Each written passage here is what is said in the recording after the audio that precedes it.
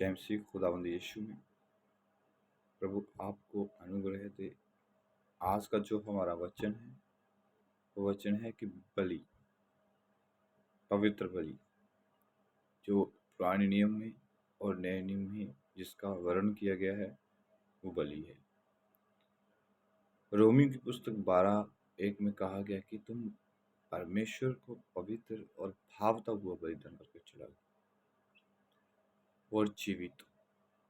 अगर पुराने नियम की बात करें वहां पर लिखा है कि जो बलि था वो मरा हुआ होता था, फिर परमेश्वर के याजकों के पास, परमेश्वर के भवन के पास, परमेश्वर की वेदी के पास लेकर जाया जाता था और वो याजक को सौंपा जाता था। वो मरा हुआ होता था। लेकिन बात है नए नियम की, खुदावंद यीशु के जीवन की। हम सब जानते हैं कि हमारे लिए खुदावंद यीशु बलिदान हुआ, वो हमारे गुनाहों के लिए मारा गया। मेरे और आप सबके पापों को उसने उठा लिया अपने ऊपर। वो जीवित था और पवित्र था और परमेश्वर को भावता हुआ बलिदान हुआ, क्योंकि खुदावंद ने हर एक वचन में, हर जगह जब लोगों ने पूछा तो उसने कहा कि मैं अपने परमेश्वर, अपने भेजने वाले की इच्छा को पूरा करने आया हूँ, और जो वो मुझे देता है मैं तुम्हें श्वेत मेत देता हूँ। मैं अपने पास कुछ भी नहीं रखता। ये बात उसने यूहन्ना की पुस्तक में लिखी है। और खुदावंद यीशु के दास संत पौलुस क्या कहते हैं कि तुम परमेश्वर को पवित्र और भावता हुआ बलिदान करके चढ़ाओ। वो कैसे? आइए हम परमेश्वर के कलाम से देखते हैं। रोमियो की पुस्तक 12:1। हम सब तो मसीह हैं, हम सब प्रेयर करते हैं और हम सोचते हैं कि खुदा हमसे प्रसन्न हो और हमारी दुआओं का आंसर हो। पर वो कैसे? आज इस वचन के पवित्र वचन से, पवित्र परमेश्वर की बात से सीखेंगे। इसलिए हे भाइयों, मैं तुमसे परमेश्वर की दया स्मरण दिलाकर विनती करता हूँ कि अपने शरीरों को जीवित और पवित्र और परमेश्वर को भावता हुआ बलिदान कर चढ़ाओ। यही तुम्हारी आत्मिक सेवा है। बात आती शरीर की। पवित्र वचन कहता है गलातियों की पुस्तक 5 में कि शरीर के काम और आत्मा के काम अलग है। लेकिन यहाँ पे बात है कि तुम अपने शरीर को जीवित और पवित्र और भागता हुआ बलिदान करो। और बाइबल कहती है अगर तेरे शरीर का कोई भी अंग पाप करे तो उसे निकाल कर फेंक दे। अंग मतलब शरीर और आत्मा, ये दोनों में विरुद्ध में नहीं है। जो पवित्र आत्मा है वो हमारे शारीरिक कामों के विरुद्ध में है, शरीर के विरुद्ध में नहीं है। शरीर जो है हमारा, वो परमेश्वर का मंदिर है। खुदावंद ने कहा कि अगर तुम अपने शरीर को और परमेश्वर के मंदिर को नाश करोगे तो वो तुम्हारा नाश करेगा, तुम्हें मृत्यु दंड देगा। परमेश्वर है हमारे शरीर के कामों के विरुद्ध में, हमारे शारीरिक इच्छाओं के विरुद्ध में है। वो कहता है अगर तुम्हें परमेश्वर से बलिदान करना है, अपने आप को परमेश्वर के सामने लेके जाना है, अपने आप को बलिदान करना है, तो कैसे करो? जीवित और पवित्र और भावता हुआ। खुदावंदी यीशु ने कहा मत्ती 16 के अध्याय में कि तुम अपने आप को जब तक इनकार नहीं करोगे, अपने आप से इनकार नहीं करो, तो तुम मेरे योग्य नहीं हो, मेरे योग्य नहीं हो।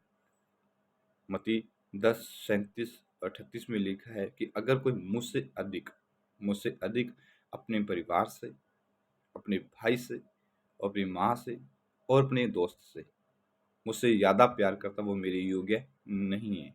यही तो है कि शारीरिक है ये हमारा शारीरिक है रिश्ता। लेकिन यीशु क्या कहता कि तुम अपने आप से इनकार करो, अपनी शारीरिक इच्छा से इनकार करो, तब तुम बलिदान हो जाओ। इसलिए यहाँ पे लिखा है तुम जीवित।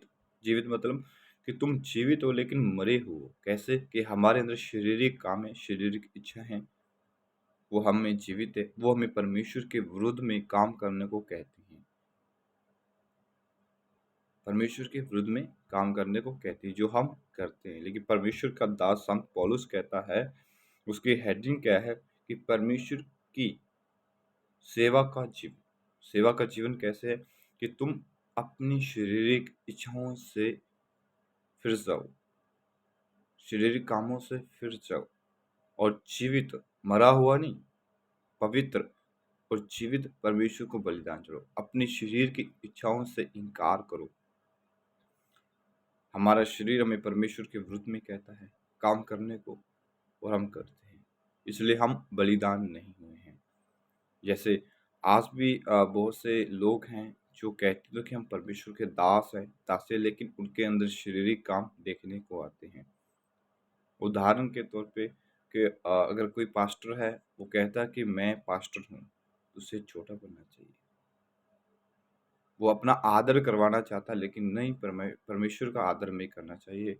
हर एक इंसान अपने आप को छोटा बनाए ताकि वो बड़ा हो जाए। मत्ती 23 में लिखा हुआ है कि तुम में जो बड़ा हो वो मेरा सेवक बने, वो तुम्हारा सेवक बने। उसके नीचे लिखा है कि जो अपने आप को बड़ा बनाएगा वो छोटा किया जाएगा।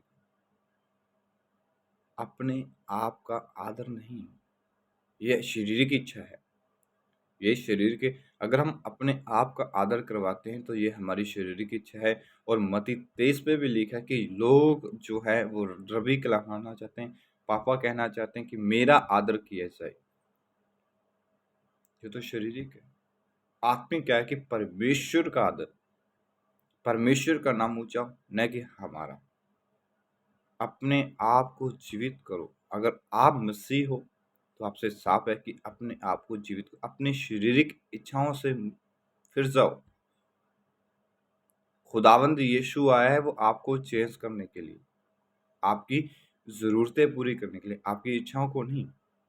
आपकी इच्छाएं क्या है कि हमारा घर बड़ा हो, हमारा लोगों में नाम हो, हमारे पास अच्छी गाड़ी हो, हमारे पास बहुत कुछ हो। लेकिन यीशु क्या कहता कि मैं आया हूँ तलवार चलाने, आपके शरीर के काम, आपकी शारीरिक इच्छा भी है। हम जानते हैं कि खुदावंद यीशु आने वाला है, सबको पता है, सब पास्टर कहते हैं, सब लोग कहते हैं कि यीशु आने वाला है। तो भाई किस बात के लिए अगर फिर हम तैयारी करें, किस चीज़ के लिए हम इतनी बड़ी धन दौलत इकट्ठी करें? अगर खुदावंद यीशु आने वाला है तो हमें शारीरिक कामों से फिरना चाहिए और आत्मिक उन्नति के होना चाहिए। पैसा जरूरी है, ये बात सही है, वो हमें खाने पाने के लिए जरूरी है, कुछ चीज़ों के लिए, लेकिन कुछ कामों के लिए परमेश्वर हमें मना करे हद से ज़्यादा। देखो, स्वामी दो हैं, एक पैसा, एक परमेश्वर। या तो परमेश्वर के नज़दीक हो या पैसे के। इसलिए कहता कि अपने आप को जीवित, पवित्र और परमेश्वर को भावता हुआ बलिदान करके चढ़ाओ, यही तुम्हारी आत्मिक सेवा है। उसके आगे लिखा है, इस संसार के सदृश न बनो, परंतु तुम्हारे मन के नए हो जाने से तुम्हारा चाल चलन भी बदला जाए। हमारा चाल चलन तो पहले वाला ही है। हमारा चाल चलन चेंज नहीं, हमें कोई बदलाव हमें नहीं दिखाई देता, दूसरों को क्या दिखाई देगा? पवित्र आत्मा से अगर आप बात करते हो, वो आपसे बात करता है, तो वो आपका जीवन बदलने आया है, आपके परिवार को बदलने आया है। वो आप अगर उसमें गिरते हो तो वो आपको उठाता है। अपने आप को परमेश्वर के हाथों में देना, अपनी शारीरिक इच्छाओं से फिरना है, वापसी नहीं जाना, उनसे फिरना है। पैसे का लालच नहीं, किसी रिश्तेदार से ज़्यादा रिश्तेदारी नहीं, परमेश्वर से ज़्यादा किसी के साथ हमारा रिश्ता नहीं होना चाहिए।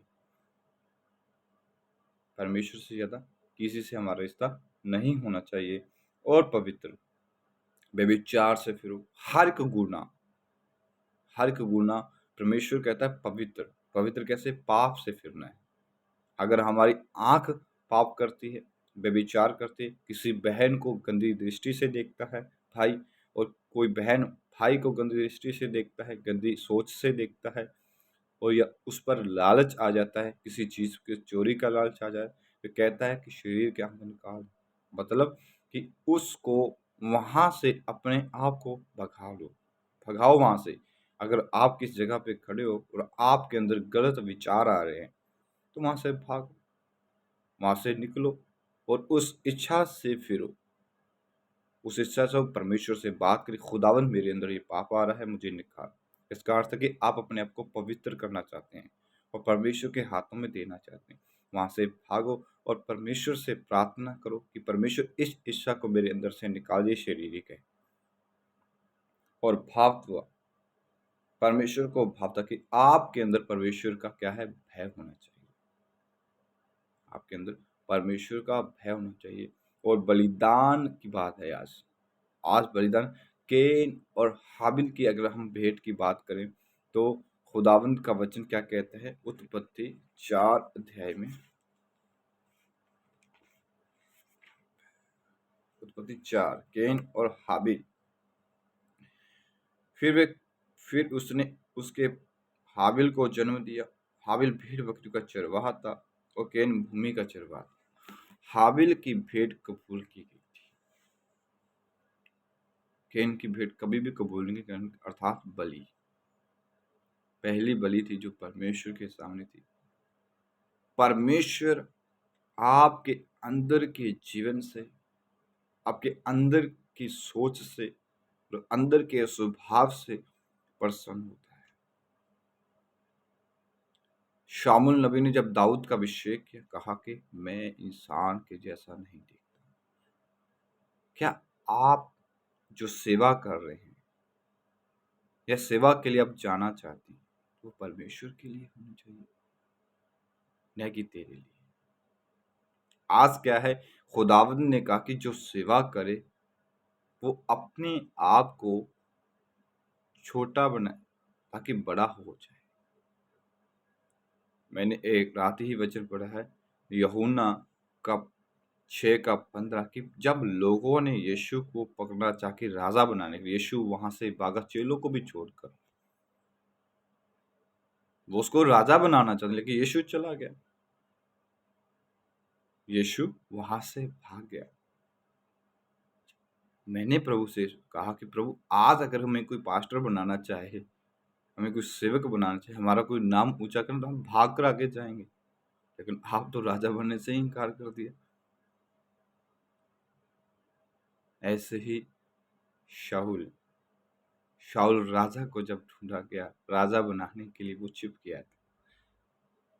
उससे बोला कि जब शमूएल नबी ने कहा कि ये सब देश अब तेरा है, उसने कहा नहीं, मैं सब इजरायलियों के गोत्रों से नीच जाति का, छोटी जाति का हूँ, ये मेरा नहीं हो सकता, मैं छोटा हूँ। नहीं, परमेश्वर ने तुझे दी है कि मैं 7 दिन के बाद तेरे देश, तेरे घर पर, तेरे गांव में आऊंगा और तुझे राजा बनाने को आऊंगा। जब गया तो उसे पता चला कि शामुल नबी आगे शाऊल छिप गया था। वो राजा नहीं बनना चाहता था क्योंकि वो अपने आप को छोटा समझता था कि हम इस योग नहीं हैं कि हम इज़राइल पर राज करें। उसकी सोच उस समय बहुत उत्तम थी, वो अपने आप को राजा बनाना ही नहीं चाहता था। अपने आप को राजा नहीं, जब परमेश्वर से बात की कि कोई और है, उसने कहा नहीं, वो सामान के बीच में छिपा हुआ था। मैं क्या परमेश्वर कि अगर आज हमें कोई बनाना चाहे तो भाग कर जाएंगे, 6 महीने की बाइबल ट्रेनिंग कर लेंगे तो भाग कर चले जाएंगे। कुछ नहीं आता होगा लेकिन फिर भी बाइबल ट्रेनिंग नहीं, कुछ वचनों को पता है फिर भी हम अन्य भाषा में बात करने लग जाएंगे जो है नहीं बाइबल में कहीं भी। जो ऐसे ही बोलते लोग वो कृष्ण विरोधी हैं, जो परमेश्वर के विरोधी हैं। उन्हें थोड़ा सा कुछ भेद आए वो बताने लगे, झूठे प्रचारक हो जिन वो परमेश्वर के विरुद्ध में हो जाते हैं। जिनको आज बड़ा बनना है, बहुत से पास्टर हैं जिनका वो अपना नाम कमाते हैं, वो झूठे हैं क्योंकि वो पवित्र बलिदान नहीं हुए।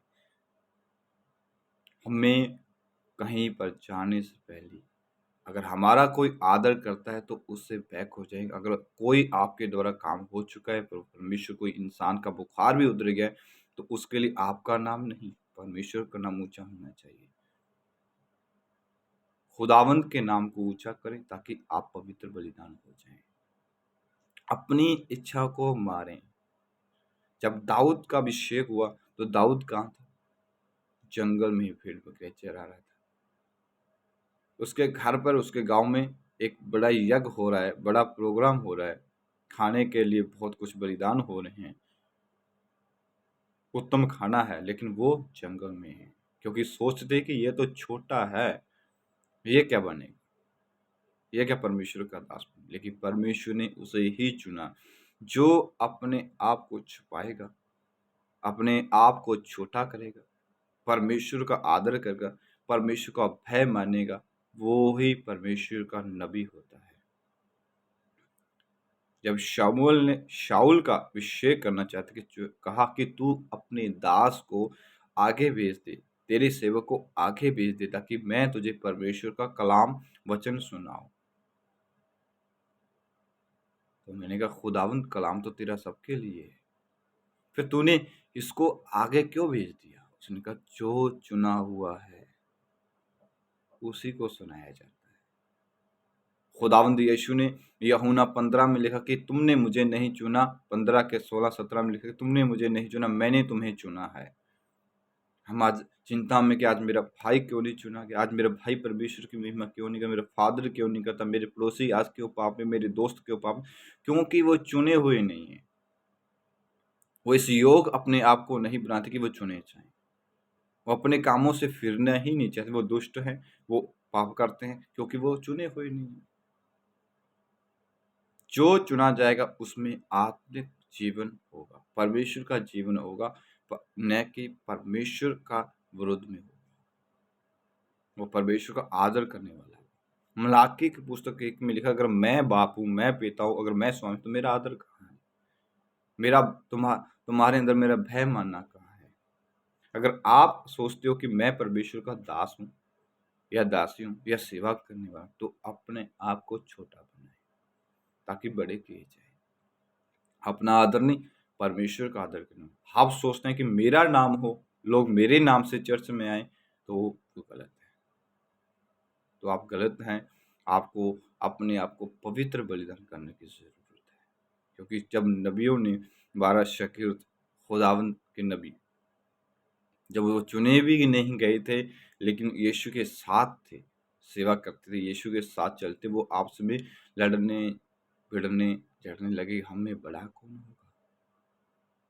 कौन होगा हमें बड़ा? यीशु ने उन्हें डाँटा और प्यार से बिठाकर कहा, डाँटा भी और प्यार से बिठाकर भी कहा कि जो कोई तुम में मरकुस 9, 33, 34, 35 में लिखा हुआ है कि जो कोई तुम्हें बड़ा बनाना चाहे, वो पहले अपने आप को छोटा और छोटा करे और सेवक के राही सेवा करे। अपने आप को छोटा बनाए, बड़ा नहीं। बड़ा मत बनो, छोटा बनो। हमें अपने आप को छोटा बनाना चाहिए। इसीलिए यीशु ने कहा कि जो अगर तू किसी के घर में जाए तो अपने आप को नीचे बैठा, जाकर ही बड़ी कुर्सी पर मत बैठ जाना, और तुम्हारे आगे जो रखा जाए वही खाना, उसी को परमेश्वर का धन्यवाद देकर खिला खाना, यानी कि अपनी इच्छा के लिए कुछ भी नहीं करना, अपने नाम के लिए कुछ भी नहीं करना। कोई आपको गलत कहता है तो कहने दो, आप साबित करके क्या करोगे? आपको देख रहा है परमेश्वर, तो परमेश्वर आपका न्याय करेगा, लेकिन हमें तो साबित करना है। अपने आप को सही साबित करने की कोशिश मत करें, लोगों की इच्छा पूरा मत करें, बल्कि खुदावंद यीशु की इच्छा को पूरा करें। जीवित और पवित्र और भावता हुआ बलिदान चढ़ाएं। आपके अंदर परमेश्वर का भय होना जरूरी है। जब तक आपके अंदर भय नहीं, तो आप परमेश्वर की सेवा नहीं कर सकते। आप हर एक गुनाह करेंगे, भले ही आप पास्टर हैं, भले ही आप दासी हैं, भले ही आप कोई भी हैं, आपके पास कितना भी बड़ी ओहदी हो, बाइबल की डिग्री हो, लेकिन जो अगर आप अपना नाम ऊंचा करने की सोचती हैं, तो आप परमेश्वर के अच्छे सेवक नहीं हैं और आप पवित्र बलिदान नहीं हुए। ये बात संत पौलुस ने कही कि अपने आप को जीवित, पवित्र और परमेश्वर को भावता बलिदान करकर चलो, यही तुम्हारी आत्मिक सेवा है। परमेश्वर की भली, भावती और सिद्ध इच्छा अनुभव से मालूम करते रहो, ताकि आप जाने कि आपके जीवन में परमेश्वर की इच्छा क्या है। अगर आपके अंदर परमेश्वर का भय है, आप उससे थर थर कांपते हैं, डरते हैं, तो आप परमेश्वर की हर रोज इच्छा को जानेंगे। तो आप प्रेयर करना, आपका प्रेयर करना लाइफ का जो होगा वो चेंज हो जाएगा। आपका बोलना लोगों से चेंज हो जाएगा। आपके लोगों से व्यवहार करना वो चेंज हो जाएगा। लोग आपको बुरा कहेंगे, आप परमेश्वर को धन्यवाद देंगे कि खुदावंद धन्यवाद इस व्यक्ति के द्वारा मुझे परखा गया, ताकि आपके अंदर से गरमाइश जो है, अंदर में जो तेरा स्वभाव है, जो क्रोध है वो शांत हो। उसके लिए परमेश्वर को धन्यवाद दें। अगर कोई आपको गाली दे तो उसके लिए परमेश्वर का धन्यवाद दें कि खुदावंद इससे मुझे सहनशीलता मिलती है सहने को। तो अपने आप को छोटा बनाएं, न कि बड़ा, और अपने आप को मूर्ख समझ के चलें। क्यों? क्योंकि लोग आपको मूर्ख समझेंगे। अगर आप परमेश्वर को भली और भाँति सिद्धता के लिए सौंपते हैं, तो लोग, आप जान लें ये बात, यही बात संत पौलुस ने कही है, मैंने नहीं कही। जो वचन मैं वो बोलूँगा। फर्स्ट कुरिन्थियों 3 अध्याय में लिखा गया है कि अगर तुम अपने आप को ज्ञानी बनाओ, तो मूर्ख बनाओ। क्योंकि लोग आपको मूर्ख समझे। खुदावंद यीशु स्वयं परमेश्वर, दुनिया के मालिक, सृष्टि के कर्ता, लोग उन्हें शैतान कहते थे। परमेश्वर यीशु चुप, नहीं बोलता था, नहीं बहस करता था। लोग आपको क्या-क्या समझने के, लेकिन परमेश्वर जो है, उसकी जो समझ है, वो संसार के समझ में नहीं आने वाली। वो लोगों के बीच में, दिमाग में नहीं आने वाली। आपकी बातें, जो परमेश्वर की बातें, वो लोग नहीं समझने वाले। आप अपने आप को जीवित और पवित्र और सिद्ध बनाएं। वो कैसे सिद्ध? ऐसे ही नहीं, हर रोज अपने आप में परमेश्वर से प्रार्थना करें, जब कि परमेश्वर मुझे बता कि आज के दिन में तेरी इच्छा क्या है, मुझे कैसे चलना है, और मेरे मन के द्वार की रखवाली कर। अपने आप को जीवित, शरीर की इच्छाओं से फिर जाएं, शारीरिक लाभ की ओर ना जाएं। कि ये नहीं कि यीशु मसीह आएगा, मुझे गाड़ी देगा, मुझे वीजा देगा, मुझे बहुत कुछ देगा, तरह तरह की चीजें, मुझे अच्छा फोन देगा, अच्छे कपड़े देगा। उसे तेरी चिंता है भाई, उसे मेरी चिंता है मेरे भाई। वो हमारी जरूरतों के लिए है, न कि हमारी शारीरिक इच्छाओं के लिए। कोई भी दास उठा के देखो, परमेश्वर का नबी उठा के देखो, उसके जीवन को देखो। साधु सुंदर सिंह, कितने दुख उसने झेले, परमेश्वर के साथ चला। पतरस देखो, नहीं थे उनके पास बॉडीगार्ड, नहीं थे उनके पास अच्छे घर, नहीं थे उनके पास कुछ भी, उनके पास सिर्फ यीशु था। मैं मेरी बातों को समझी, जो खुदावन आपको देना चाहता वो आत्मिक जीवन है। वो आपके अंदर अपने लिए जगह चाहता है। अपने आप को संसारिक इच्छाओं से खाली करो। अगर घड़ा पहले ही पानी से भरा हुआ है, किसी पदार्थ से, किसी वस्तु से भरा हुआ है, तो आप उसमें नया डालना चाहते हैं, तो पुराना निकालना पड़ेगा, पुराना अंदर से निकालना पड़ेगा। अगर आप चाहते हैं कि परमेश्वर की इच्छा आपके अंदर पूरी हो, तो अपनी शारीरिक इच्छा को निकालें, ताकि परमेश्वर की सिद्ध इच्छा आपके अंदर हो और आप उसका भय आपके अंदर हो। अपने आप को जीवित, पवित्र और भावता हुआ बलिदान करके चढ़ाएं।